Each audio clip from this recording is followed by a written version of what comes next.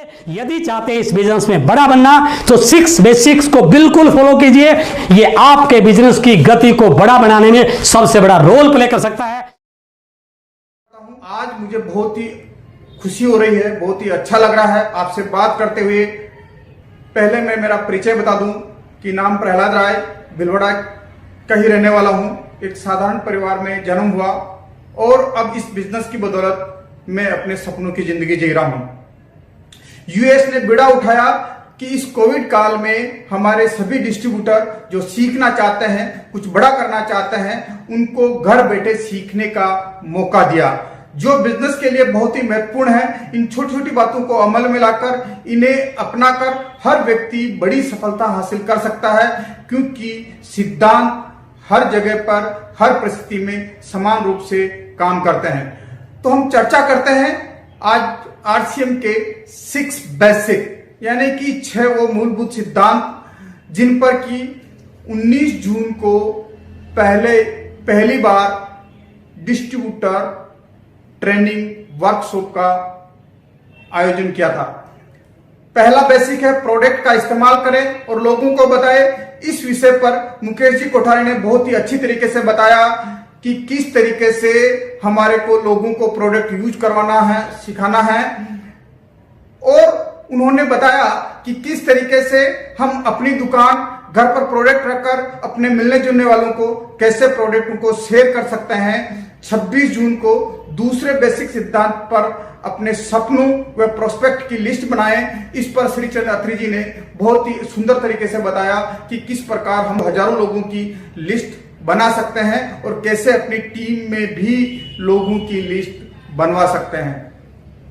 तीसरे सिद्धांत के ऊपर कॉन्टेक्ट एंड इनवाइट पर सुजीत कुमार सिंह जी ने बहुत ही शानदार तरीके से बताया कि अगर हमें लोगों को कांटेक्ट करना है और उनको मीटिंग, सेमिनार या प्लान के लिए अगर इनवाइट करना है तो हमें कैजुअल तरीके से नहीं, एक प्रोफेशनल तरीके से बात करनी होगी और हमारे को प्रोफेशनल बनना होगा।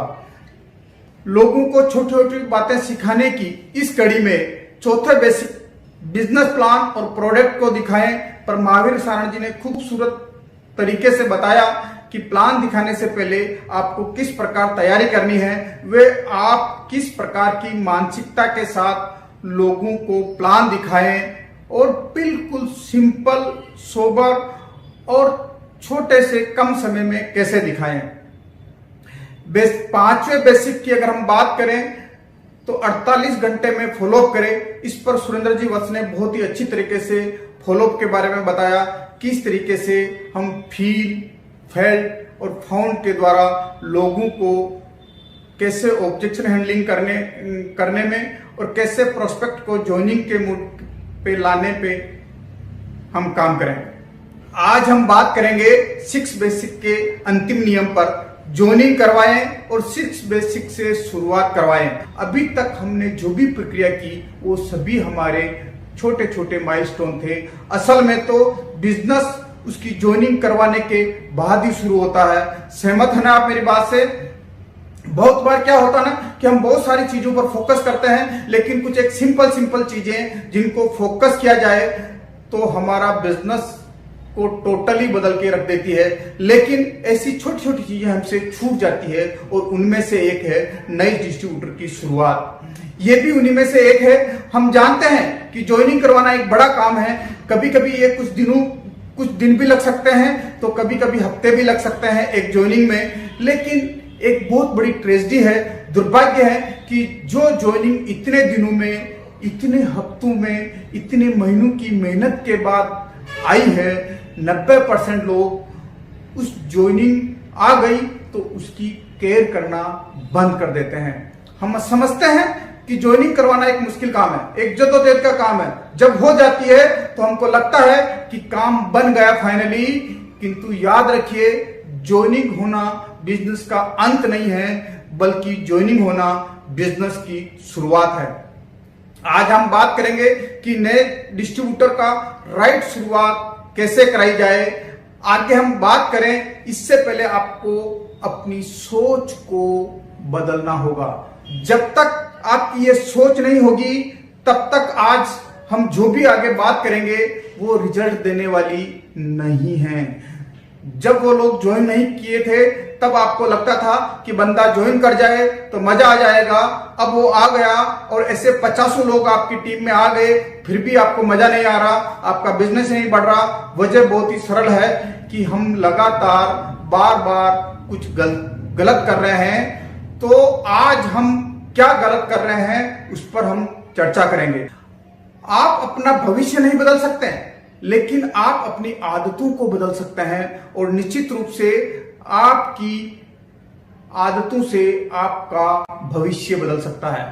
हमारा जो बिजनेस है ना, ये डुप्लीकेशन का बिजनेस है। अगर हम किसी डिस्ट्रीब्यूटर की सही शुरुआत करवा दी तो आने वाले समय में हमारे बिजनेस का एक मजबूत स्तंभ बन जाता है, एक मजबूत पिलर बन जाता है। अगर कोई इंसान हमारे साथ बिजनेस की सही शुरुआत करता है तो फिर वो बिजनेस की शुरुआत मानिए। आप ऐसा मत मानिए कि आपका काम खत्म हो गया, काम तो अब शुरू हुआ है। जितना समय हम किसी की ज्वाइनिंग में लगाते हैं उससे ज्यादा समय हम उस डिस्ट्रीब्यूटर के स्टार्टअप में लगाना चाहिए। स्टार्टअप में हम हड़बड़ी नहीं करनी चाहिए, बल्कि शांति से सोच समझकर उसका स्टार्टअप करना चाहिए। बहुत सारे लोग क्या करते हैं, जैसे ज्वाइनिंग हुई उनका काम खत्म हो गया ऐसा समझ लेते हैं। अब हमने उस प्रोस्पेक्ट की को डिस्ट्रीब्यूटर बना दिया, अब वह खुद पिकअप सेंटर पर जाकर सामान खरीद लेगा, वो अपनी लिस्ट खुद बना लेगा, वह अपने आप लोगों से बातचीत कर लेगा। अब हमारा काम खत्म हो गया। हमारे बिजनेस में हमारे लिए कभी ना खत्म होने वाली संभावना की जड़ी लगा सकता है सिर्फ एक नया डिस्ट्रीब्यूटर। अगर आप चाहते हैं कि आप किसी पेड़ के फलों का आनंद ले तो उस पेड़ के बीज को लगाना होगा, और जब उस बीज में से छोटे छोटे अंकुर की तरह फूटेगा और छोटा सा पौधा बनेगा, उसको पानी देना होगा, उसमें खाद डालनी होगी, आंधी तूफान से बचाना होगा, जानवरों से बचाना होगा, उसको एक सही वातावरण देना होगा जिसमें वो फले फूले और उसका ध्यान रखना होगा। जब तक वो बड़ा नहीं हो जाता, एक पेड़ की तरह मजबूत खड़ा नहीं हो जाता, हमारे इस बिजनेस में भी ना एक एक डिस्ट्रीब्यूटर को आप एक पेड़ की तरह खड़ा कर दें। हमारे इस बिजनेस में पैसे का इन्वेस्टमेंट नहीं है, लेकिन जो इन्वेस्टमेंट हम करते हैं टाइम, एनर्जी, जज्बा, कमिटमेंट, डिसिप्लिन, जो कि आप एक कमाल की ठोस टीम बनाने के लिए लगाते हैं। हर रोज एक एक व्यक्ति एक एक समय में आपको मिलता है और उस एक एक व्यक्ति को एक एक टाइम पे आप खड़ा करते हैं। अगर आप इन्वेस्ट करेंगे तभी तो आपको रिटर्न मिलेगा। पैसा नहीं लगा रहे हैं, मगर ये जो कुछ भी लगा रहे हैं वो करोड़ों का है। हमको अपने लोगों को ट्रेन करने की जरूरत है, उनका विकास करने की जरूरत है, उनके साथ रिश्ता बनाने की जरूरत है। तब आप उम्मीद करेंगे कि ये काम सही कर रहे हैं या गलत कर रहे हैं, ये हो रहा है या नहीं हो रहा है। बिना कुछ किए अगर आप उम्मीद करने लग जाते हैं कि किसी ने आपके साथ ज्वाइनिंग कर ली और कल से वो काम शुरू कर देगा, दोस्त आपने भी शुरू नहीं किया था, मैंने भी शुरू नहीं किया था, मेरे अपलाइन ने मेरा हाथ पकड़ा था और जब तक मैं अपने पांवों पे खड़ा नहीं हो गया था मेरा साथ दिया था। जब आप किसी का भला करते हैं तो आपका भला कुदरती रूप से अपने आप ही हो जाता है। यही कुदरत का नियम है। सही स्टार्टअप क्या है? जिस तरह हमने 6 बेसिक किए वो भी उनसे करवाने हैं। जिस तरह हम काम कर रहे हैं उसके बारे में उसको विस्तृत बताना है। अगर वो 6 बेसिक करने लग गया तो उसका सही स्टार्टअप हो गया। अगर वो 6 बेसिक नहीं कर रहा है, वो जानता नहीं है 6 बेसिक के बारे में, तो फिर उसका राइट स्टार्टअप नहीं हुआ है। ऐसी स्थिति में हमें क्या करना है? जो 6 बेसिक हम कर रहे हैं उसको करते हुए दिखाना है, सिर्फ बताना नहीं है कि आप ऐसा कर लो वैसा कर लो। अगर हम उसके सामने केवल भाषणबाजी करेंगे तो वो भी आगे जाकर केवल भाषणबाजी करेगा। तो हम जो 6 बेसिक पर काम कर रहे हैं वो उसको प्रैक्टिकली करके दिखाना है। एक व्यक्ति की सही स्टार्टअप करने के लिए हम इन 8 पॉइंट पे बात करेंगे। एक एक पॉइंट पर बात करेंगे।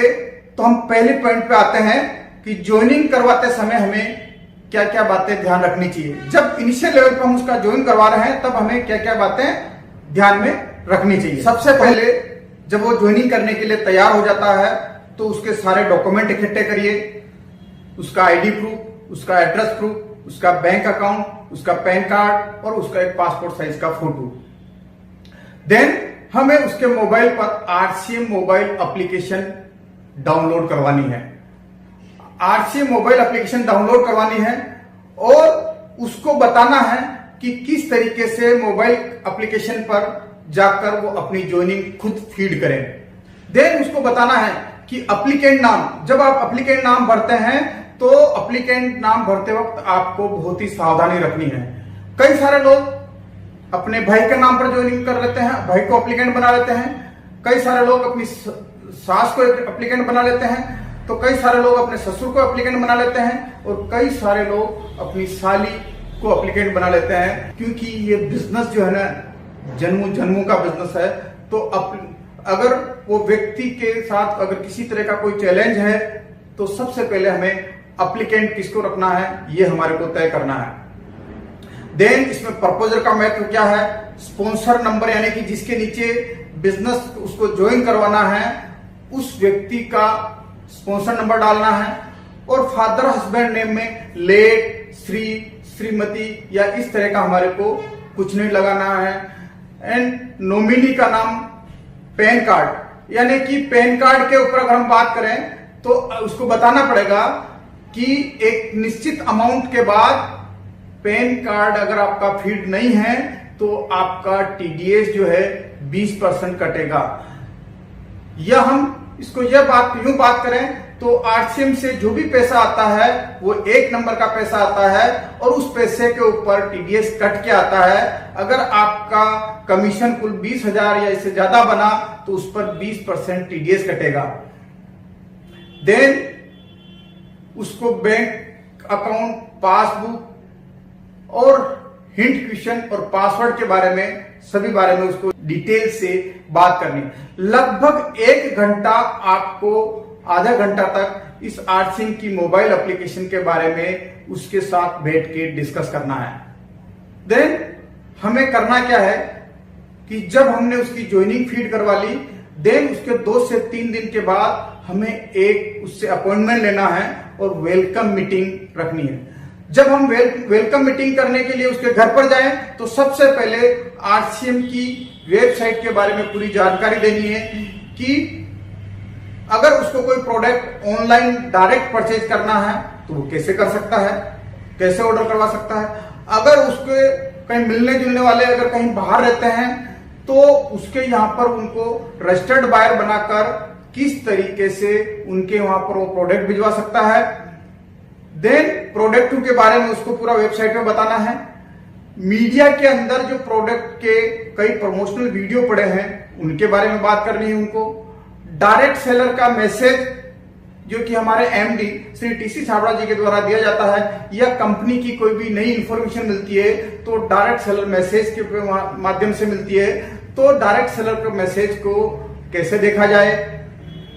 अगर उसकी लिस्ट कहीं बाहर है तो बाहर के एरिया में पिकअप सेंटर कहाँ है तो डिलीवरी सेंटर्स के बारे में भी उसको बताएं कि डिलीवरी सेंटर वो कैसे देख सकता है। देन हमें उसको मार्केटिंग प्लान के बारे में पूरी जानकारी देनी है। उसको इस मार्केटिंग प्लान से इनकम कैसे आती है ये भी हमें सब चीजें उस वेलकम मीटिंग में क्लियर कर देनी है और उसको कुछ टूल्स देने हैं। टूल्स में आप कौन कौन से टूल्स देंगे, marketing plan book, product catalogue, कुछ किताबें और कुछ वीडियो आप उसको रिकमेंड करेंगे। क्योंकि उनके पास बिजनेस रिलेटेड टूल होना बहुत ही जरूरी है कि जब आप उनके साथ नहीं होते ना तब भी ये टूल काम करते हैं। क्योंकि नेटवर्क मार्केटिंग के बारे में या आरसीएम के बारे में मार्केट में बहुत सारी भ्रांतियां हैं। कई बार उसको भी डाउट आएगा, आप कितना भी उसे बता दें कि वो लोगों से डिस्कस ना करें, इसके बावजूद भी वो किसी न किसी से बात कर लेगा। इसको इस तरह से बताइएगा तो वो अपने तरीके से किसी न किसी से बात कर लेगा। जैसे ही वे किसी से बात करेगा, सामने वाला कुछ बोल देगा। अगर वो किताबें पढ़ रहा है, वीडियो देख रहा है, तो ये सारी चीजें, सारी नेगेटिविटी से उससे कोई फर्क नहीं पड़ेगा। ये जो टूल्स है एक वैक्सीन की तरह से काम करता है। आपने प्लान पर अच्छी चर्चा करें कि उनसे उसको अगर कोई संशय है तो उसको दूर करें कि ये इनकम इसमें कैसे आती है, इसके बारे में भी आपने चर्चा कर ली। देन हमें चर्चा करनी है वेलकम मीटिंग में future of direct selling. Bharat के अंदर डायरेक्ट सेलिंग का क्या फ्यूचर है। केपीएमजी और फिक्की की रिपोर्ट के मुताबिक 2025 में 64,500 करोड़ का टर्नओवर होगा डायरेक्ट सेलिंग का। तो भारत के अंदर कितना बड़ा फ्यूचर है। अभी भारत में छोटा सा टर्नओवर हो रहा है, मात्र 13,500 करोड़ रुपया, और ये जो 2025 में 5 गुना बढ़ेगा। तो फ्यूचर ऑफ डायरेक्ट सेलिंग के बारे में बात करें।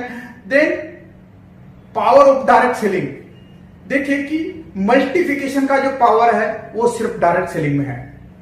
अगर हम टाइम की मल्टीप्लिकेशन की बात करें, मेन पावर के मल्टीप्लिकेशन की बात करें, और कंपाउंडिंग इफेक्ट है वो भी सिर्फ डायरेक्ट सेलिंग में है। तो हमें पावर ऑफ डायरेक्ट सेलिंग यानी कि इसके बारे में भी हम चर्चा कर सकते हैं। कंपनी के बारे में बात करें, और नए व्यक्ति को जो भी सूचनाएं देनी होती है उसके लिए आप उसको एक व्हाट्सएप ग्रुप में ऐड कर लें, या आपने कोई अगर ब्रॉडकास्ट ग्रुप बना रखा है तो उस ब्रॉडकास्ट ग्रुप में ऐड कर लें। आपको सूचना देने के लिए उसको व्हाट्सएप ग्रुप में ऐड कर लिया। अब उससे बात करनी है कि हमारे सिस्टम की मीटिंग के बारे में। देखिए कि एक मीटिंग जो है ना, उसमें कई गुना ऊर्जा भर लेती है, उसके कई विश्वास को बढ़ा लेती है। जब वो स्टेज पर जाकर लोगों को सुनता है, लोगों से रिलेट करता है, जब ये कर सकता है तो मैं भी कर सकता हूं, और उसको ये मीटिंग जो है उसका विश्वास को कई गुना ज्यादा बढ़ा लेती है। तो हमें उसको यूनिक एजुकेशन सिस्टम के बारे में बताना है, और यूनिक एजुकेशन के यूट्यूब चैनल को सब्सक्राइब करवाना है। हमारे साथ कौन कौन से वेंडर्स हैं और उन वेंडर्स के कौन कौन से यूट्यूब चैनल है, जैसे कि न्यूट्रीचार्ज के यूट्यूब चैनल के बारे में, गुड डॉट के यूट्यूब चैनल के बारे में, हरी संजीवनी के यूट्यूब चैनल के बारे में, हेल्थ गार्ड के यूट्यूब चैनल के बारे में, और किस सोल के यूट्यूब के चैनल के बारे में, ये भी हमें उसके बारे में पूरा उसको नॉलेज देना है।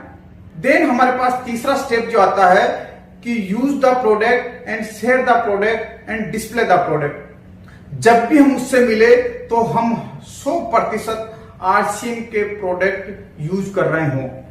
उसको दिखना चाहिए कि पैंट आरसीएम की, शर्ट आरसीएम का, टाई आरसीएम की, जूते आरसीएम के, मोजे आरसीएम के, रुमाल भी आरसीएम का, सब के सब आरसीएम के हैं। हमारी बातचीत चाहे किसी भी सब्जेक्ट पर हो रही हो, हमें तुरंत आरसीएम पर लेके आनी है। सामने वाला ना सोचने पर मजबूर हो जाए कि इस बंदे से चाहे किसी भी सब्जेक्ट पे बात कर लो, चाहे पॉलिटिक्स पे बात कर लो, चाहे कबड्डी पे बात कर लो, चाहे एग्रीकल्चर पे बात कर लो, लेकिन ये घुमा फिरा कर आरसीएम या आरसीएम के प्रोडक्ट पर ही लेकर आ जाता है।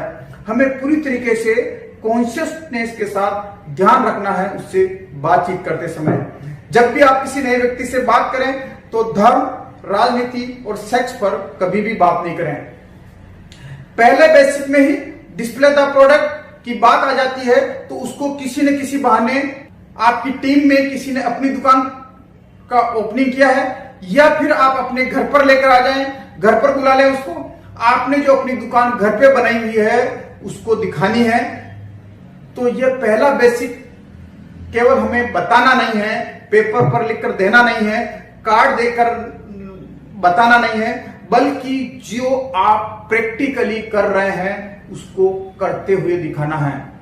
जैक मा बोलते हैं कि हमारे पास कभी भी पैसों की कमी नहीं होती, हमारे पास कमी होती है सपने देखने वाले लोगों की, जो अपने सपनों के लिए मर सके।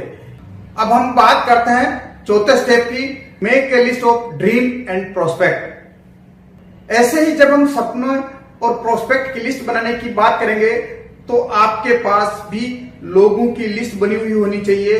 ऐसे ही उसको अपनी ड्रीम बुक दिखाकर उसके सपनों के बारे में बात करनी चाहिए। उसको क्या क्या ड्रीम है वो गाड़ी लेना चाहता है, बाइक लेना चाहता है, लैपटॉप लेना चाहता है, अच्छा सा मकान बनाना चाहता है, बच्चों की अच्छी एजुकेशन चाहता है, या फिर परिवार के साथ कहीं बाहर कहीं घूमने जाना चाहता है, उसके क्या क्या ड्रीम है उसके साथ बैठकर उसकी लिस्ट बनवानी है। उसके सपनों को लिखना बहुत ही महत्वपूर्ण काम है। इस बिजनेस से उसके लक्ष्य को हासिल करने के लिए उससे ये 2 सवाल जरूर पूछने चाहिए और उसका उत्तर भी जानना चाहिए कि आने वाले अगले 3 महीने में, 6 महीने में, 1 साल में, 3 साल में, 5 साल में इस बिजनेस से वो कितनी इनकम की उम्मीद रखता है। और दूसरा सवाल, अगले 3 महीने, 6 महीने, 1 साल, 3 साल, 5 साल में इस बिजनेस से कौन कौन से सपने पूरे करना चाहता है। उसको डायमंड क्लब के बारे में बताएं, वाइटल पिन लेवल के बारे में बताएं, ताकि उसका अगला लक्ष्य क्या है हमें भी पता चल जाए और उसका भी अगला लक्ष्य बन जाए। उसको दिखाएं और बताएं कि ये मेरी ड्रीम लिस्ट है, जो मैं इस बिजनेस से कुछ तो मेरे पूरे हो गए और बाकी के मैं बहुत जल्दी ही इसको पूरा करने वाला हूं। आप सीरियस हैं तो अब हम बैठकर आपकी लिस्ट बनाते हैं और साथ बैठकर उसके प्रोस्पेक्ट की लिस्ट बनवानी है।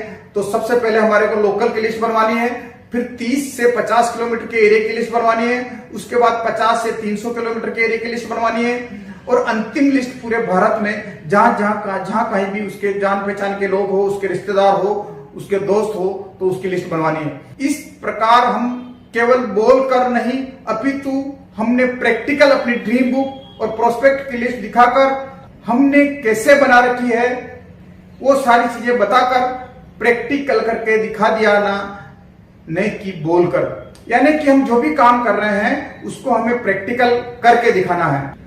देन अब हमने प्रोडक्ट यूज करने के बारे में बता दिया, मेक ए लिस्ट उसके बारे में बता दिया।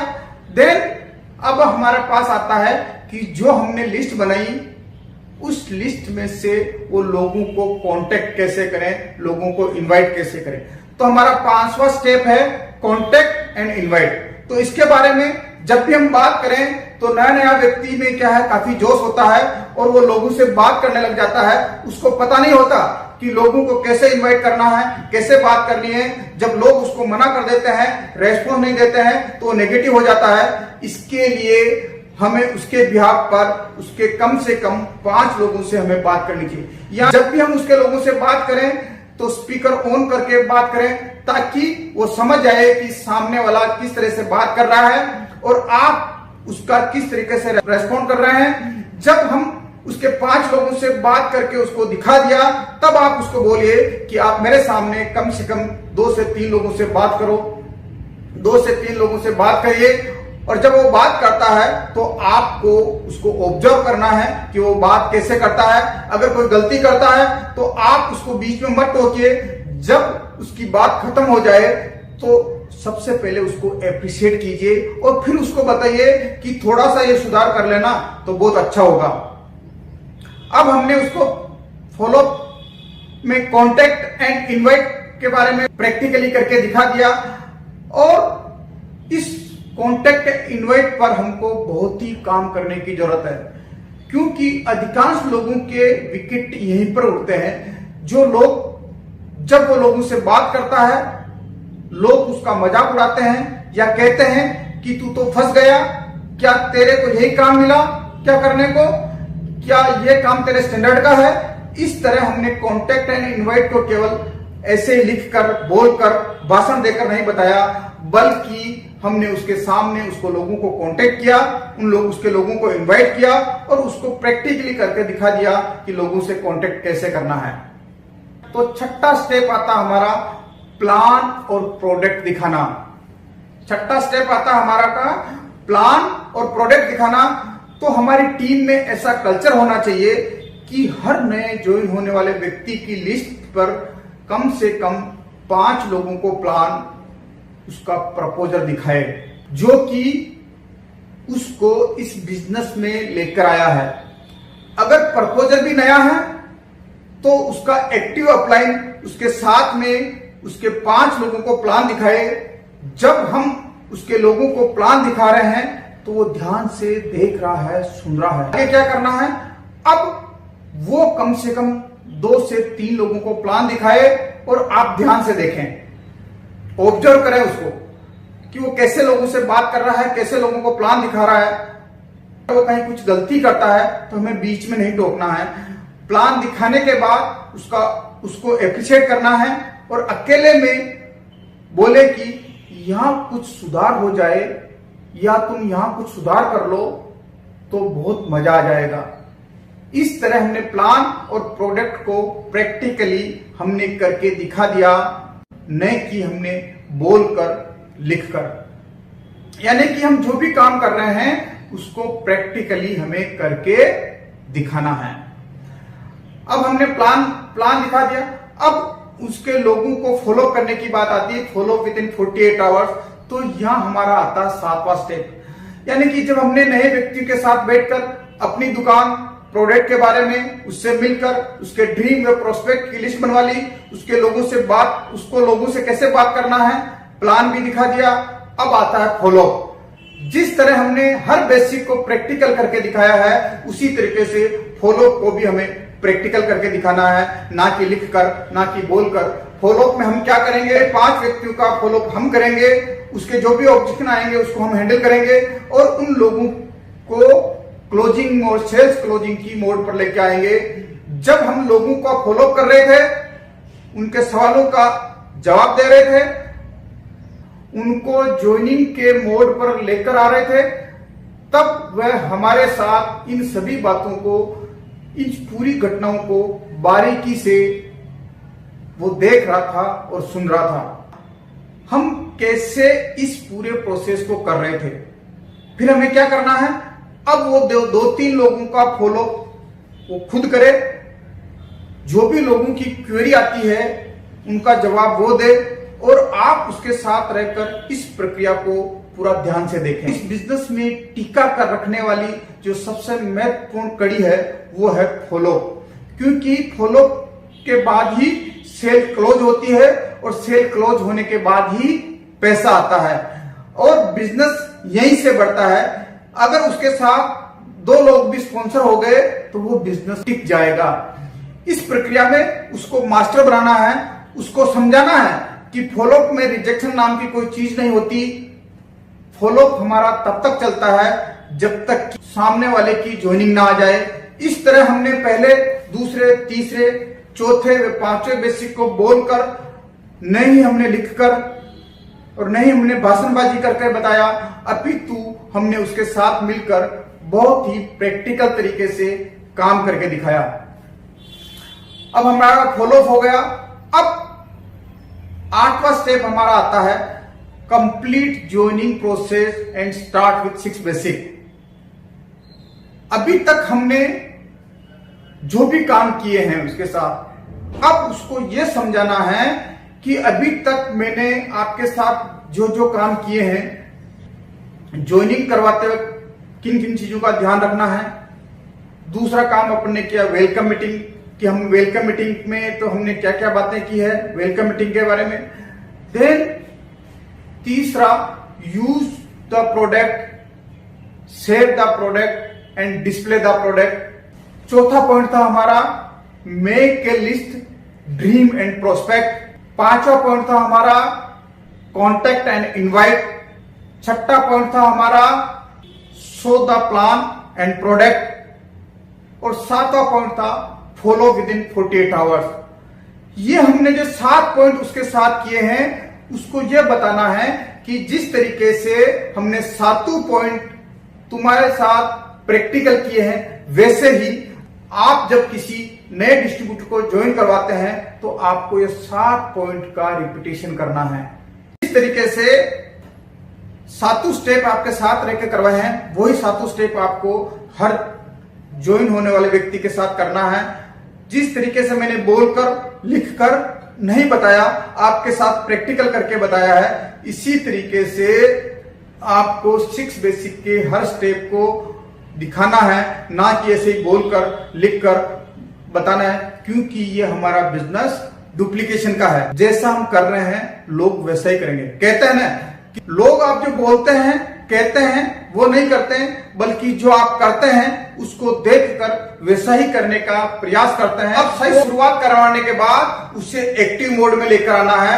एक्टिव वर्किंग मोड का मतलब उसको डायमंड क्लब के बारे में पता हो, सभी वाइटल लेवल के बारे में पूरी जानकारी हो, रॉयल्टी की पिनों में कितना बिजनेस होता है और कितनी इनकम आती है, ये सारा उसको ज्ञान हो। 1-to-1 वो प्लान दिखाता हो, मीटिंग में नए नए व्यक्तियों को लेकर वो नियमित आता हो, खुद कभी कभी होम मीटिंग का ऑर्गेनाइज करता हो, प्रोडक्ट की रिटेलिंग करने लग गया हो और उसने कोई वाइटल पिन लेवल अचीव कर लिया हो। जब उसने वाइटल पिन लेवल अचीव कर लिया तो उसका स्टेज पर सेलिब्रेशन हो गया हो, तो समझो डिस्ट्रीब्यूटर एक्टिव वर्किंग मोड में आ गया है। तो हमने जो भी बातें की, इसका मोरल स्टोरी का मोरल क्या है, या हमने जो भी बातें की उसका मोरल क्या है?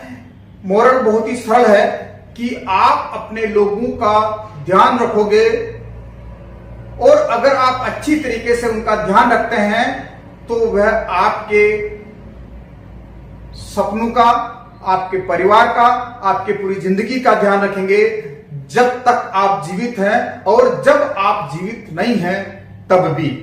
शिव खेड़ा जी का एक कोटेशन है कि विजेता कोई अलग काम नहीं करते, लेकिन विजेता हर काम को अलग ढंग से करते हैं। मैं इसको एक बार वापस रिपीट करना चाहता हूं, विजेता कोई अलग काम नहीं करते हैं, लेकिन विजेता हर काम को अलग ढंग से करते हैं।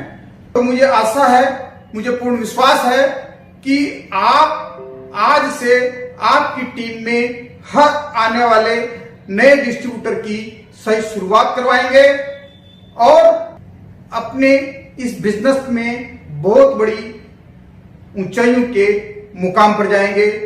Thank you. जय आर सी एम।